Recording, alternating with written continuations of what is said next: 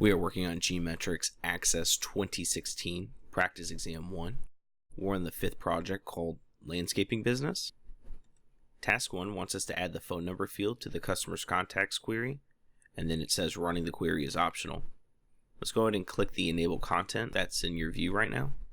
Open up the customer contacts. We'll go ahead and change the view to Design View in this section here.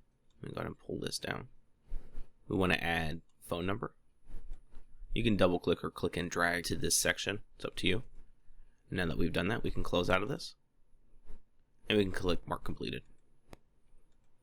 Task 2 wants us to change the format of the April tree sale query to remove all values to the right of the decimal point. It tells us running this query is optional. Let's go ahead and open up the April tree sale query. I double clicked. You can right click here and select Design View, or you can change the view from over here. The first thing we want to do is we'll highlight this April column, which has the sum. And then what we want to do is on our Query Tools Design tab, we want to go to the Show Hide group, and we want to select Property Sheet. And then over here to the right in our Property Sheet, we want to change decimal places to 0. And then we want to go ahead and select this column here, Total of April, which also has the sum going on. In the Property Sheet, change it from 2 decimal places to 0.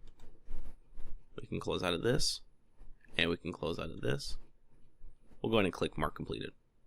Task 3 wants us to modify the results of our customer's contacts query to display only customers living in the zip code 95504 and 95505.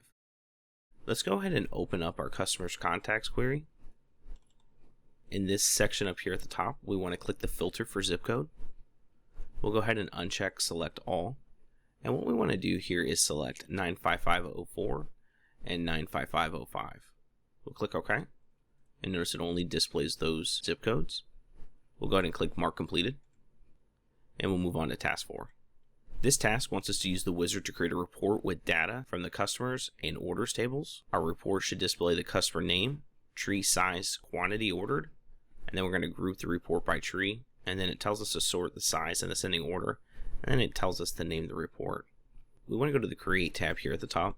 In the Reports group, we want to go ahead and click Report Wizard. We want to change this to our customers. And we're going to select Name for the field. And then we're going to change this to Orders.